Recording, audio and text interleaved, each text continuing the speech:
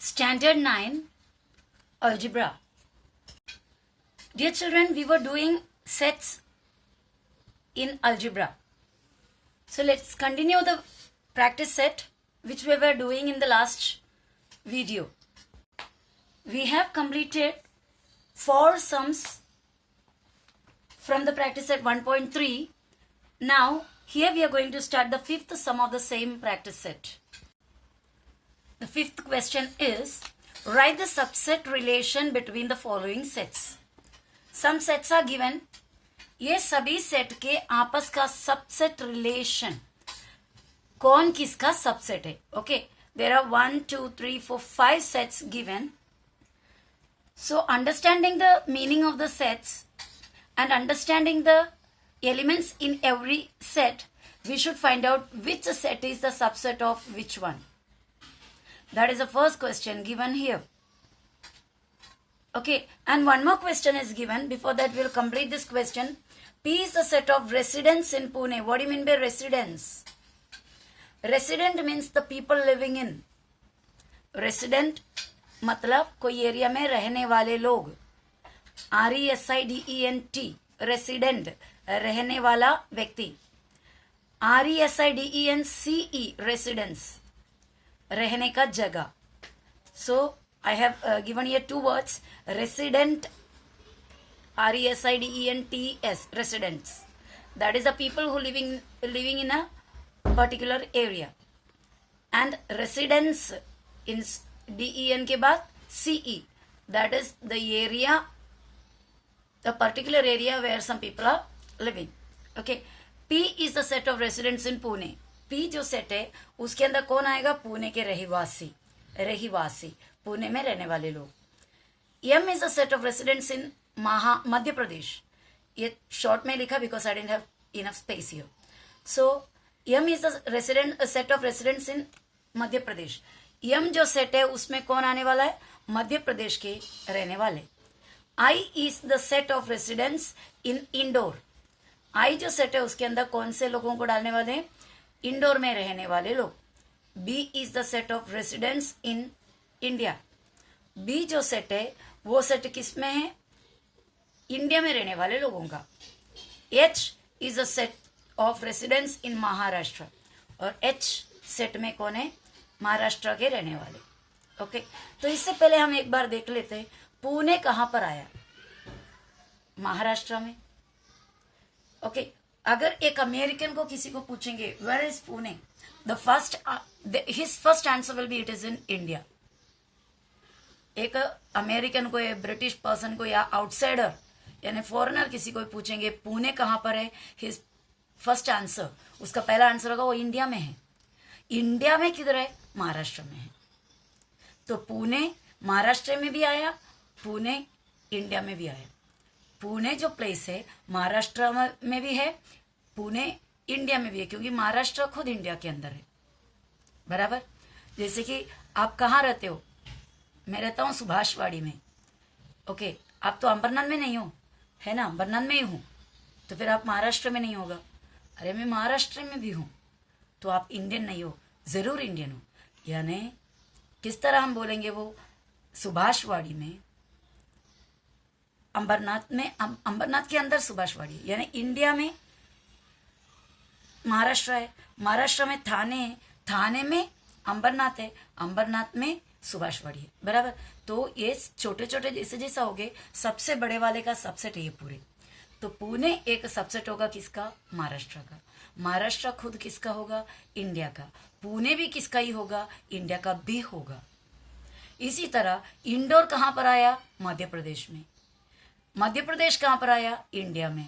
Indore India में आया? जरूर आया. तो ये दोनों इंडिया में हैं. ओके, ये दोनों इंडिया में हैं. तो सबका सबसेट समझ में आया आपको? चलो अभी हम आंसर सोल्व करने जाते हैं. But before that one more question is given. Let us see what is that question. Which set from the above example can be chosen as universal set?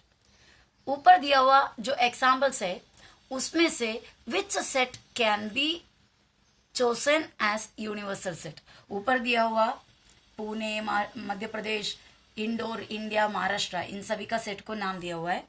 इनमें से कौन सा सेट को इसमें यूनिवर्सल सेट मान सकते हैं? Yes, suddenly the answer comes in your mind that India, because बाकी सभी सेट के रेसिडेंट इंडिया में भी है, यानी सब सेट इंडिया का, बाकी जितने भी सेट्स दिए वो सभी सेट इंडिया का सबसेट है, इंडिया का हिस्सा है, इसलिए इंडिया को हम सबसेट यूनिवर्सल सेट मान सकता है। So let's start the answer one by one. First answer I am going to write here, I am going to explain, I didn't write the question again, already question को मैंने explain कर दिया हुआ है। Okay, तो हमें पहला answer करना है कौन किसका सबसेट है, आपस में सभी के सबसेट रिलेशन बताना है। तो पहले हमारे क्वेश्चन में पुणे नजर आए थे, तो पुणे से स्टार्ट करते हैं। Residents in Pune are also the residents in Maharashtra as well as India, यानी पुणे में रहने वाले लोग महाराष्ट्र के भी रहने वाले हैं और इंडिया के भी रहने वाले हैं। पुणे के रहने वाले लोगों को पूछेंगे आप महाराष्ट्रियन है या नहीं है, वे आंसर विल बी यस। आप इंडियन नहीं हो या है तो बोलेंगे उनके आंसर यस। तो पुणे के अंदर के जितने भी रेसिडेंट्स है महाराष्ट्र में भी है और इंडिया में भी है, तो P is a subset of H, H for Maharashtra, Pune P for Pune, H for Maharashtra.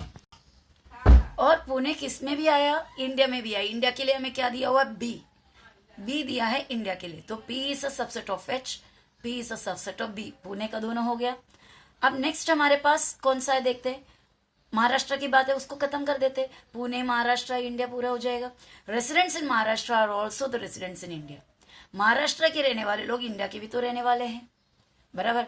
तो महाराष्ट्र के लिए कौन सा सेट का नाम दिया था, H, H is a subset of B, H B का सबसेट है, B is for India.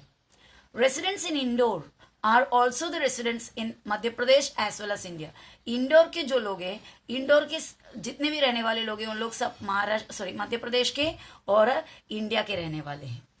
Indoor क्योंकि मध्य प्रदेश में और ये इंडिया में भी है, तो इसके लिए हम क्या लिखेंगे, इंडोर का I, मध्य प्रदेश का M, तो I is a subset of M हो गया, और I is a subset of India के लिए B।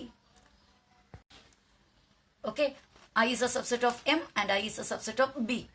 Next, residents in Madhya Pradesh are also the residents in India, Madhya Pradesh के भी जितने भी लोग हैं वो लोग इंडिया के भी है, तो वी कैन राइट मध्य प्रदेश के रहवासी is a subset of India के रहवासी, M is a subset of B, M for Madhya Pradesh, B for India.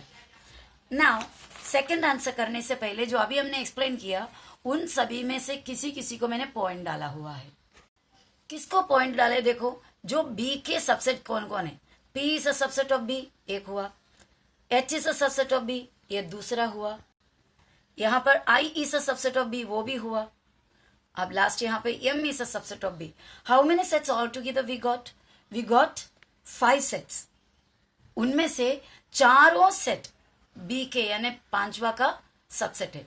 All the 4 sets which all the 4 sets, I, M and then P, H, ये चारों B का subset है। Okay, तो इसके लिए हम लिख सकते हैं नेक्स्ट आंसर किसको यूनिवर्सल सेट मान सकते हैं। तो next answer is second question answer from first, second, third and fourth. First में हमें मालूम पड़ता है P सबसेट है B का, सेकंड में मालूम पड़ता है हमें H सबसेट है B का, थर्ड में मालूम पड़ता है I सबसेट है B का, और फोर्थ में मालूम पड़ता है M सबसेट है B का। तो ये चारों पॉइंट से हम ये नतीजे पे पहुंचे कि all the given sets are the subset of B, सभी दिए हुए सेट B का सबसेट है, इसीलिए therefore B can be taken as the universal set। B को कौन से सेट के जगह में ले सकते हो, यूनिवर्सल सेट में ले सकते हो। Okay, understood. Now the sixth question, which set of the numbers could be the universal set for the sets given below? Which set of the numbers, कौन से नंबर्स के कौन से set could be the universal set, यानी कौन से number का set universal set बन सकता है for the set given below. नीचे दिया हुआ है, यहाँ पर फर्स्ट एक क्वेश्चन है, वहां पर ABC 3 क्वेश्चन दिया है, सेकंड 3 सेट्स दिए हुए हैं, सेकंड क्वेश्चन में 2 सेट दिए हुए P और T, ओके, पहले फर्स्ट क्वेश्चन के बारे में देखते हैं। फर्स्ट क्वेश्चन में दिया हुआ 3 सेट किसका, कौन से सेट ऑफ नंबर्स का यूनिवर्सल, मतलब कौन से ये तीनों सेट में से इन तीनों सेट का यूनिवर्सल सेट कौन बन सकता है, कौन सा नंबर्स का सेट बन सकता है। चलो ए का सेट हम देखते हैं। सेट ए में क्या आया, the set of multiples of 5। So A is the set of multiples of 5। तो एक में क्या क्या आएगा, 5 के multiples means tables. I have explained you before. 5 1s are 5, 5 2s are 10, 5 3s are 15, 5 4s are 20, 5 5s are 25 and so on. It goes on infinitely. तो ए का set हुआ। बी का सेट में क्या दिया हुआ है, the set of multiples of 7। So B में क्या आएगा, 7 के multiple, 7 1s are 7, 7 2s are 14, 7 3s are 21, 7 4s are 28, etc etc etc. Okay, and what is the set C? C is a set of multiples of 12. 12 के multiples क्या क्या आया, 12 1s are 12, 12 2s are 24, 12 3s are 36, 12 4s are 48, etc etc etc. Okay, ये तीनों set का set किस में, इस मतलब ये तीनों सेट के अंदर के एलिमेंट किस में आ सकता है, कौन से सेट ऑफ एलिमेंट्स में या कौन से सेट ऑफ नंबर्स में आ सकते हैं। ये तीनों, आप ये तीनों को कंपेयर करोगे तो कोई भी चीज आपको सेम नहीं मिल रहा है।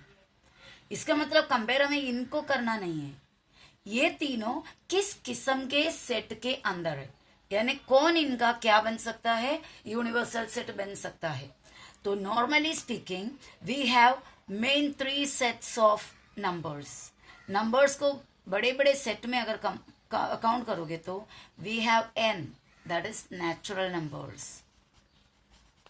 We have n, that is natural numbers, and we have w, yes, that is whole numbers. We have whole numbers. Another one we have I, that is integers, and the third one is we have q, that is rational numbers. Rational numbers. One more we have, that is I, sorry, there is no specific letter for that. Real numbers. Okay, real numbers, but these real numbers means all the mess up, everything will be there inside, so we are not considering the real number.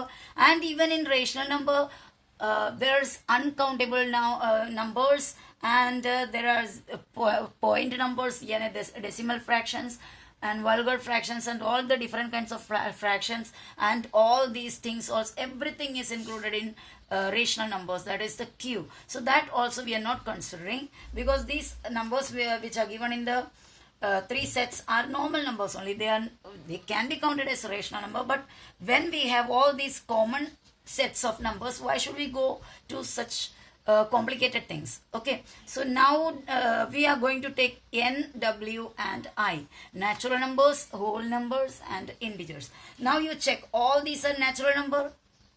Set A में जो है सभी natural number है, yes, absolutely they are natural numbers. Okay, can we call them whole numbers? Yes, sure we can call them whole numbers. Can we call them integers? Integers में भी ये है ना, है. तो ये सेट किस में है, नेचुरल नंबर में है, होल नंबर में है, इंटीजर में. That means A is a subset of natural number, whole number as well as integers. In the same way, B is a subset of natural number, whole number and integers. And C also is a subset of natural numbers, whole numbers and integers. यानी इन तीनों के set का सभी कुछ किस में भी आ रहा है, ये तीनों में आ रहा है. तो any of these three can be taken as universal set. ये तीनों सेट में से N, W and I, ये तीनों में से कोई भी सेट को हम क्या कर सकते, क्या किस में ले सकते हो, कंसिडर कर सकते हो, ये जो अबव गिवन सेट्स का यूनिवर्सल सेट में हम कंसिडर कर सकते हो. Understood what I am talking to you? Okay, now so here we have written the set of A in listing form, B and C as I showed you now. Now the elements of all the above sets are present in the set of natural number, whole number and I, integer. The set of n, w or I can be taken as a universal set for the given sets. यानी n नहीं तो w नहीं तो i, तीनों में से कोई भी एक सेट को ले सकते हैं यूनिवर्सल सेट की जगह में, जहाँ किसके universal set, the given set की. In the same way, next question is, let's see the next question. P is a set of integers which are multiples of 4. That means integers है 4 के multiple है, तो क्या लिखेंगे, 4 1s are 4, 4 2s are 8, isn't it? So वो हो जाएगा. T, the set of all even square number. Even square number यानी square number क्या होता है, 1 का स्क्वायर 1, 2 का स्क्वायर 4, 3 का स्क्वायर 9, बराबर. इनमें से कौन से में से, 1 का स्क्वायर 1, 2 का स्क्वायर 4, 3 का स्क्वायर 9, 4 का स्क्वायर 16, 5 का स्क्वायर 25, 6 का स्क्वायर 36, 7 का स्क्वायर 49, 8 का स्क्वायर 64, एक्सेट्रा एक्सेट्रा. इसमें से लेकिन only even number, 4 is an even, 16 is an even number, this is even number, ये सब 4, 16, 25, 36, 64, ये एक्सेट्रा एक्सेट्रा इस तरह जाएगा. इवन स्क्वायर नंबर, तो ये हमारा कौन से सेट में आया, इवन स्क्वायर नंबर, टी में. ओके, तो उनको भी मैंने यहाँ पर लिख दिया, पी में क्या है और टी में क्या है. उसके बाद यहाँ पर स्टार दिया हुआ है, please don't put a star, whatever content you have to write here is the same as the previous sum. ऊपर का सेम सेंटेंस इधर आपको लिखना है.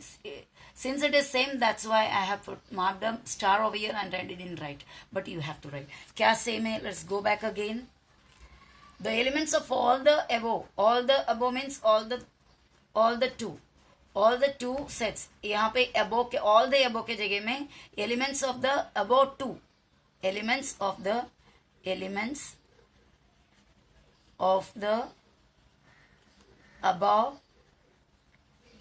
two sets. ओके, वो इतना जगह में आपको वो चेंज करना है सेकेंड क्वेश्चन के लिए.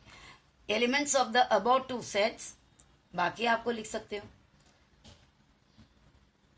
बाकी को जो लिखना है उसको मैं इस तरह मार्किंग करते हैं. ये जो है ग्रीन में अंडरलाइन किया हुआ, उसके बदले आपको ये लिखना है elements of the about 2 sets. क्यों ऐसा लिखना है, क्योंकि यहाँ पर हमें 2 से ज्यादा सेट्स दिया था और इसमें सिर्फ 2 ही सेट है. तो एलिमेंट्स ऑफ द अबाउ के जगह में elements of the about 2 sets are, ये लिखना है, are present in the sets of N, W and I. Reason तो पहले ही सेम जो सम किए थे उसी का ही, इसलिए the set of N, W और I can be taken as the universal set for the given set. इसका मीनिंग भी मैंने बता दिया. तो ये पूरा आपको उसके जगह में यानी यहाँ पर लिखना है, तो वो सम इस तरह फिनिश हो जाएगा. Okay, if you didn't understand you can ask me again. Okay, now the last sum of this practice set, that is 7th sum. Let all the students of a class is a universal set. समझो आपके class में जितने भी बच्चे हैं उसके सभी के नाम किस में डाल दिया, यूनिवर्सल सेट में डाल दिया. यानी सभी students of your class is the universal set. Let A be the set of students who secure 50% or more marks in maths. समझो कि आपके क्लास में कुछ बच्चे हैं जिनको मैथ्स के पेपर में 50% और मोर, यानी 50 भी मिला, 50 से ज्यादा भी मिला, 50 और 50 से ज्यादा मिला हुआ बच्चे लोगों को सबको टीचर ने एक तरफ हटा दिया और उनको नाम डाल दिया सेट ए. समझ में आ रहा है? क्लास में जितने भी स्टूडेंट्स थे वो पूरे को यूनिवर्सल सेट माना और उसमें से टीचर ने 50 और 50 से ज्यादा लेने वाले बच्चों को एक साइड में किया और उनको एक लेबल दे दिया A, set A. Then write the complement of set A. ऐसा है तो कॉम्प्लीमेंट ऑफ सेट कौन होगा?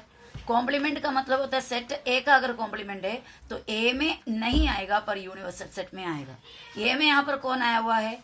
जो बच्चे 50 और 50 से ज्यादा मार्क्स लेने वाले, तो उसमें नहीं क्या कौन सा आया होगा? 50 से कम वाले ए में नहीं है पर यूनिवर्सल सेट में तो है, क्लास में तो है. तो कौन है कॉम्प्लीमेंट? जो बच्चे 50 से कम स्कोर किए वो ए का कॉम्प्लीमेंट है, क्योंकि वो ए में नहीं आएगा पर क्लास में तो है, यूनिवर्सल सेट में तो है. तो हमारा आंसर क्या होगा? The complement of set A is a set of students who secure less than 50 marks in maths. वो बच्चे होंगे ए का कॉम्प्लीमेंट के सेट में जो बच्चे मैथ्स में 50 से कम मार्क्स लिए हो. Okay, so this was that exercise. It is completed now. Let us come back with the another exercise next day. Okay, bye.